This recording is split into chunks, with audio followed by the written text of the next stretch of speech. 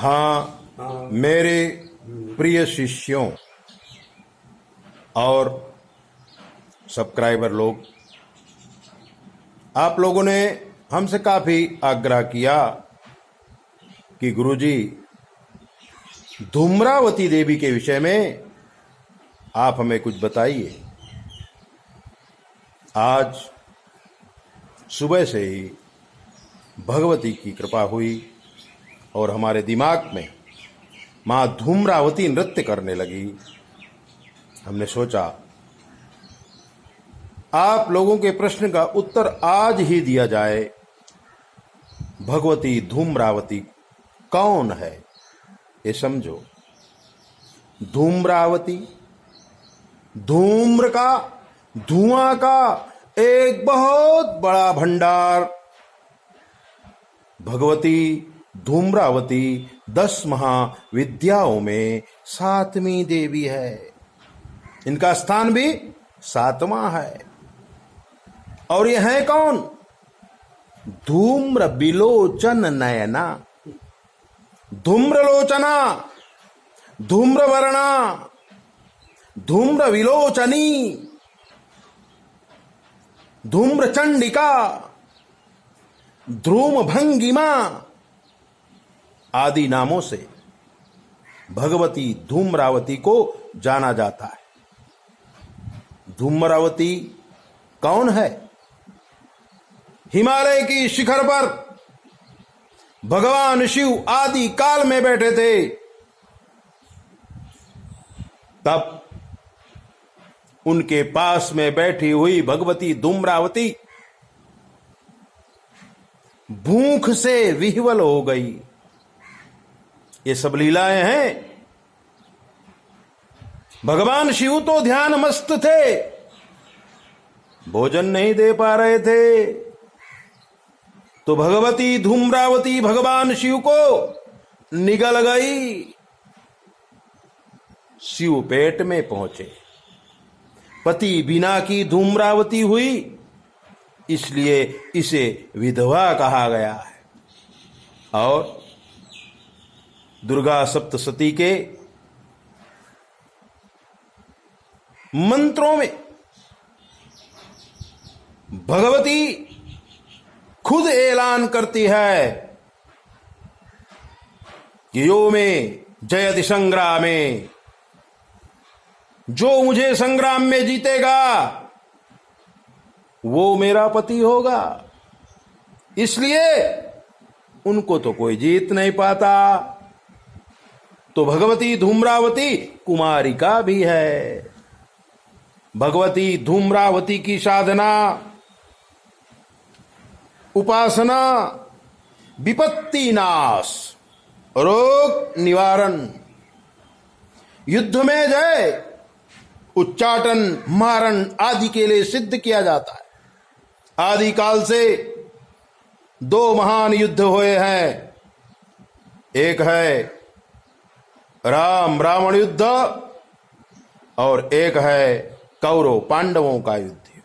मित्रों, राम रावण युद्ध में राम की तरफ से भगवती धूम्रावती थी और जितने भी राक्षस मारे गए थे सबका भक्षण धूम्रावती ने किया था। कौरव पांडवों में युद्ध हुआ, पांडवों की विजय हुई, कौरवों का विनाश हुआ। तब भी धूम्रावती भगवान श्री कृष्ण के वामांगी थी। और युद्धस्थल पे ही मरे हुए सारे वीरों का भक्षण भगवती धूम्रावती ने किया था। इसी प्रकार से जब यादव स्थली हुई, जब यादव लोग उपद्रव करने लगे, भगवान कृष्ण की मर्जी से यादव स्थली हुई और अशिपत्र से युद्ध हुआ। और उस युद्ध में जो भी वीर मारे गए उसका भक्षण भी भगवती धूम्रावती ने ही किया है। इसे तारा भी कहते हैं, उग्र तारा भी कहते हैं। और शास्त्रों में तो इसे सुतारा कहा गया है, यानी कि सुंदर रूप से तारने वाली भगवती धूम्रावती। सिद्धि के पीछे लोग पागल हैं और धूम्रावती को समझते नहीं हैं और उसे सिद्ध करना चाहते हैं। सिद्ध करने के लिए गुरु परंपरा में शामिल होना बहुत जरूरी है। जिसको भगवती प्रसन्न हो जाती है उसके पास अखंड वैभव, अखंड ताकत, अखंड राज्य, दुनिया की सारी चीजें उसके चरणों में होती हैं और उसके दुश्मन का भक्षण भगवती धूम्रावती श्वसन मात्र से कर देती है, श्वास से ही कर देती है। इसलिए जो धूम्रावती की उपासना करता है उसको न तो शत्रु की चिंता होती है, न धन की चिंता होती है, न वैभव की चिंता होती है। पूरी दुनिया का संचालन धूम्रावती का उपासक कर सकता है। इतनी महाशक्ति ये धूम्रावती में है। सिद्धि के चक्र में मत पड़िए, और अगर पढ़िए तो फिर अच्छी तरह से पढ़िए और गुरु परंपरा से आइए। मित्रों, धूम्रावती का ये दिव्य मंत्र मैं आपको बता रहा हूं, बारंबार इसका पाठ करिए।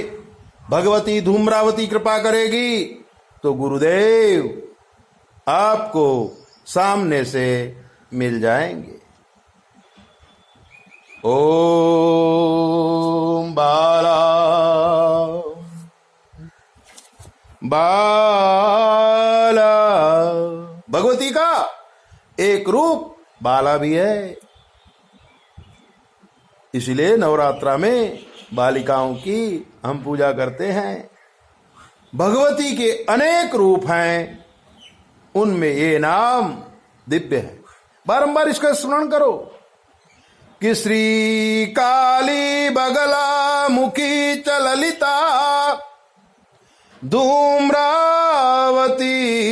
भैरवी मातंगी भुवनेश्वरी च कमला श्री वज्र भैरोचनी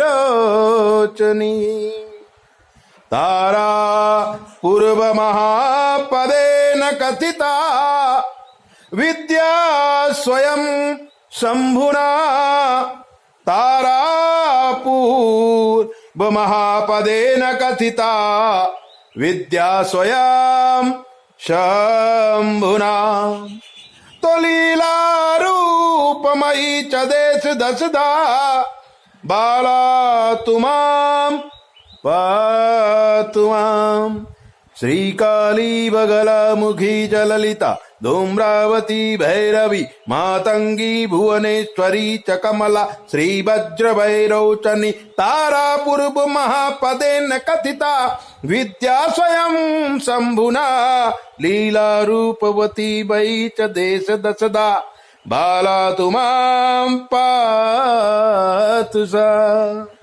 ये दिव्य मंत्र जब हम बोलेंगे, जब हम सुनेंगे, भगवती धूम्रावती हमारे ऊपर प्रसन्न हो जाएगी।